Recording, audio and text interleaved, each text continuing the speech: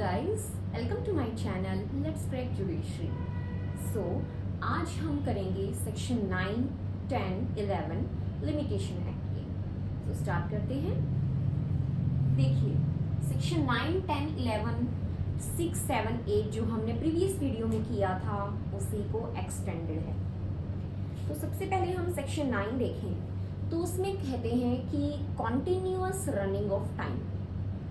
Continuous running of time का मतलब है कि टाइम चलता रहेगा, कोई भी आगे उसको रोक नहीं सकता. रिगार्डिंग रूल ऑफ लिमिटेशन का टाइम देखिए section 9 continuous running of time. Once time runs no subsequent disability.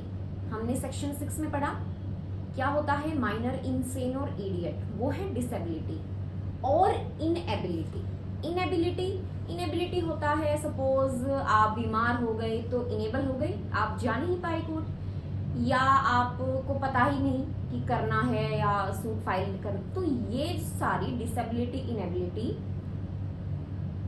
To suit और एप्लीकेशन, ये सेक्शन सूट और एप्लीकेशन के बारे में बता रहा है. अपील नहीं अप्लाई होगा यहाँ पे. स्टॉप्स इट, यानी कि कोई भी डिसेबिलिटी और इनएबिलिटी एक चलते हुए टाइम को, एक बार टाइम जब स्टार्ट हो गया, किस चीज का टाइम, सूट और एप्लीकेशन का टाइम एक बार रन हो गया, कोज ऑफ एक्शन अराइज हो गया, तो उसको सब्सिक्वेंट डिसेबिलिटी और इनएबिलिटी रोक नहीं सकती. अब सेक्शन 6 में पढ़ा हमने कि एक टाइम जो है एक्सटेंड हो जाता है, और एक्सेप्शंस में भी पढ़ा कि 3 साल तक एक्सटेंड हो सकता है वो मैक्सिमम. लेकिन 9 कहता है कि कोई सब्सिक्वेंट डिसेबिलिटी और इनएबिलिटी उसे रोक नहीं सकती. लेकिन इसमें क्या वर्ड यूज हुआ है, सब्सिक्वेंट. सपोज कीजिए 1 तारीख को कॉज ऑफ एक्शन अराइज होता है, आप सूट या इंस्टीट्यूट वगैरह एप्लीकेशन डाल सकते हैं और आप बिल्कुल ठीक है. 1 महीने बाद आप इनसेन हो गए सपोज कीजिए, या इडियट हो गए, तो उस केस में ये अप्लाई होगा सेक्शन 9 सब्सिक्वेंट. अगर आप सूट, इंस्टीट्यूट या एप्लीकेशन के टाइम ही माइनर यानी कि डिसेबल हैं, माइनर, इनसेन, इडियट हैं, उस केस में सेक्शन 6 अप्लाई हो जाएगा, आपको टाइम मिल जाएगा. लेकिन सब्सिक्वेंट आप एक बार ठीक हैं और उसके एक टाइम पीरियड के बीच में अगर आपको डिसेबिलिटी होती है या इनएबिलिटी है, तो वहां पे आप एक्सटेंड नहीं करवा सकते. इसका ये मतलब है सब्सिक्वेंट डिसेबिलिटी और inability can't stop time for instituting suit और एप्लीकेशन. अब प्रोवाइडेड अगर जहां पे भी आता है इट मीन्स उसकी एक सेक्शन है. क्या कहती है देखिए, letters of administration to state of creditor to debtor, POL यानी कि period of limitation, shall be suspended for recovery of debt. Letters of administration होता क्या है देखिए, लेटर्स ऑफ एडमिनिस्ट्रेशन को आप सिंपल लैंग्वेज में मैं आपको समझा देती हूँ.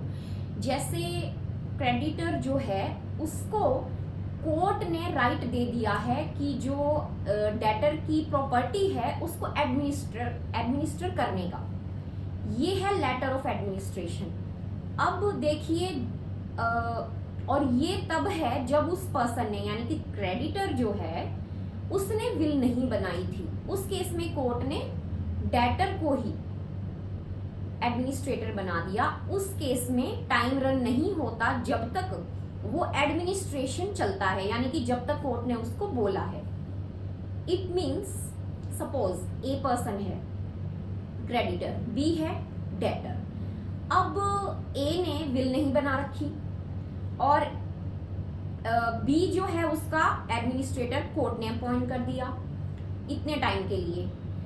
तो जब तक वो टाइम चलेगा, ए के जो लीगल रिप्रेजेंटेटिव हैं वो डेटर के खिलाफ सूट फाइल नहीं कर सकते, क्योंकि वो एक एडमिनिस्ट्रेटर में है, वो अथॉरिटी में है उसकी प्रॉपर्टी को लेके. तो वो टाइम जब खत्म होगा तब ही जो उसके लीगल रिप्रेजेंटेटिव क्रेडिटर के हैं वो डेटर को कर सकते हैं. इसका ये मतलब है. ये सिंपल लैंग्वेज में है, प्रोवाइडेड में थोड़ा सा समझ नहीं आता है तो आप ये ध्यान रखिएगा। Letter of administration to state of creditor to debtor, POL shall be suspended for recovery of debt।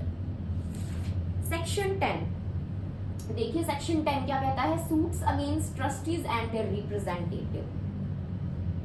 अब कोई प्रॉपर्टी एज अ ट्रस्टी आप उसको चला रहे हैं, ट्रस्ट में प्रॉपर्टी एक पर्सन में वेस्टेड है, property vested in person as in trust for specific purpose, वहां पे कोई और पर्सन उस ट्रस्टी या उसके रिप्रेजेंटेटिव या उसके असाइनी, देखिए यहाँ पे असाइनी का मतलब ये नहीं है कि ट्रस्टी जो उसको पावर डेलीगेट, नहीं, वो as for the time being चला रहा था, असाइन किया था उसने, ट्रस्टी ने उसको काम, लेकिन कंसिडरेशन वहां पे नहीं है। ये इसमें ब्रैकेट में भी लिखा हुआ है, आप देखिएगा, not being assigns for valuable consideration, यानी कि ट्रस्ट में जो पैसा वैसा आ रहा है उस चीज के लिए नहीं, जस्ट वैसे ही कि आप थोड़ी देर के लिए इसको टेक केयर कीजिए या प्रॉपर्टी जो भी ट्रस्ट है उसको देख रेख कीजिए, लेकिन वैल्यूएबल कंसिडरेशन के लिए नहीं, वो असाइन नहीं कर सकते आप। या उसके जो है लीगल रिप्रेजेंटेटिव हैं, किसके? ट्रस्टी के। तो 3 बंदे आ गए, ट्रस्टी, लीगल रिप्रेजेंटेटिव और उसके असाइनी। अब ये 3 बंदे हैं, इनके खिलाफ आप कभी भी किसी भी टाइम तक सूट फाइल कर सकते हैं। Property vested in person as in trust for specific purpose, no part of time, ये मैंने छोटे लैंग्वेज में, छोटे सेंटेंसेस में लिखा है तो इसीलिए। तो आप एक बात ध्यान रखिएगा, इस सेक्शन को डालने का क्या ऑब्जेक्टिव हो सकता है? इसका ये हो सकता है कि जो ट्रस्टी है, सपोज मैं ट्रस्टी हूं, तो मैं किसी जो ट्रस्ट में पैसा आ रहा है उसके साथ अगर कुछ मिसयूज करती हूं तो मैं 100 बार सोचूं कि मेरे खिलाफ कोई बार टाइम लिमिट नहीं है कि इसी दौरान इंस्टीट्यूट हो सकता है। कोई भी पर्सन अगर उसे लगता है कि मैंने कुछ मिसयूज किया है प्रॉपर्टी का या पैसे का या ट्रस्ट में जो आ रहा है, तो वो बंदा किसी भी टाइम तक मेरे खिलाफ सूट इंस्टीट्यूट कर सकता है। तो मैंने ऑब्जेक्टिव लिखा है to avoid unlawful pocketing of trust property. ये ध्यान रखिएगा, सेक्शन 10 का ऑब्जेक्टिव। अब एक्सप्लेनेशन में क्या है? एक्सप्लेनेशन में हिंदू, मुस्लिम, बुद्धिस्ट और चैरिटेबल एंडाउमेंट की जो प्रॉपर्टी है उसके बारे में जिक्र है। यानी कि इस सेक्शन के लिए कौन सी प्रॉपर्टी आती है, तो वो प्रॉपर्टी लिखी है हिंदू, मुस्लिम और बुद्धिस्ट रिलीजियस और charitable endowment shall be deemed to be the property vested in trust for a specific purpose and the manager of the property shall be deemed to the trustee। उसके बाद आता है section 11। Section 11 bare act की language में आपको अच्छी तरह नहीं समझ में आएगा, मैं सिंपल लैंग्वेज में आपको बताती हूँ बिना बेयर एक्ट को पढ़े। सेक्शन 11 क्या कहता है? सूट तो वहां इंस्टीट्यूट हो गया जहां पे एक्ट अप्लाई होता है, ठीक है, और सूट एंटर्ड, यानी कि आप मान लीजिए कॉन्ट्रैक्ट एंटर्ड कहाँ हुआ था, इसको आप कॉन्ट्रैक्ट एंटर्ड पढ़िएगा। कॉन्ट्रैक्ट एंटर्ड कहाँ अप्लाई हुआ था? जहां पे एक्ट अप्लाई नहीं होता, यानी कि जम्मू कश्मीर और फॉरेन कंट्री में तो वो एक्ट अप्लाई नहीं होगा, तो एंटर्ड तो कॉन्ट्रैक्ट हो गया उनमें। और इंस्टीट्यूट सूट कहाँ हुआ?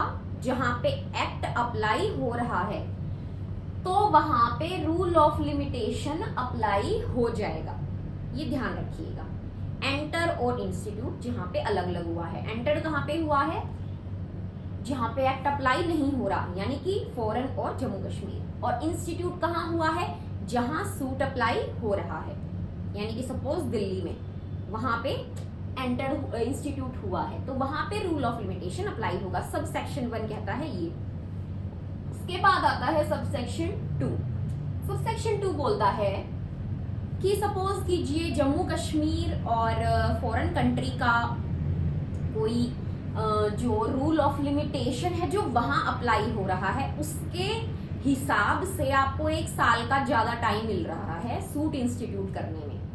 मतलब कोई डिफेंस है जो आप ले सकते हैं, तो आप नहीं ले सकते एक तरह से, अगर क्योंकि रूल ऑफ लिमिटेशन अप्लाई होगा। लेकिन किस केस में आप डिफेंस भी ले सकते हैं, तो वेयर रूल जो है कॉन्ट्रैक्ट को एक्सटिंग्विश कर रहा है, खत्म कर रहा है, और वर्ड यूज हुआ है एंड, यानी कि दोनों कंडीशन लगेंगी, एक नहीं। और होता तो दोनों में से एक, और एंड यानी कि ए और बी दोनों लगेंगी। And party domiciled in that state और foreign country during period prescribed by such rule, यानी कि जो वो एक्सटेंशन का टाइम दिया गया है उसके दौरान वो पार्टी वहां पे डोमिसाइल्ड हो, ये दोनों कंडीशन लगेगी। पहली, रूल जो है एक्सटिंग्विश कर रहा है कॉन्ट्रैक्ट को, और सेकंड, जो पार्टीज हैं वो डोमिसाइल्ड हैं कहाँ पे, फॉरेन कंट्री और जम्मू कश्मीर में उस टाइम के दौरान। तो इस केस में जो वहां का रूल वो लिमिटेशन है डिफेंस में, वो लिया जा सकता है। तो सेक्शन 11 में फर्स्ट और सेकंड में ये बात कही गई है, सेक्शन पढ़ने की कोई जरूरत नहीं है, इसी से आपको अच्छी तरह समझ में आ जाएगा। तो आज के लिए सेक्शन 9, 10, 11 हो गए हैं, और कल हम लेंगे सेक्शन 12 फॉरवर्ड। और आपसे ये मैं कहना चाहती हूँ कि प्लीज़ मेरे चैनल को सब्सक्राइब ज़रूर कीजिए, और इससे मुझे और इम्प्रूवमेंट करने का मौका मिलेगा कि मैं अपनी स्टडी को और अच्छी तरह से और ज़्यादा से ज़्यादा टॉपिक आपके लिए ला सकूँ। तो थैंक यू।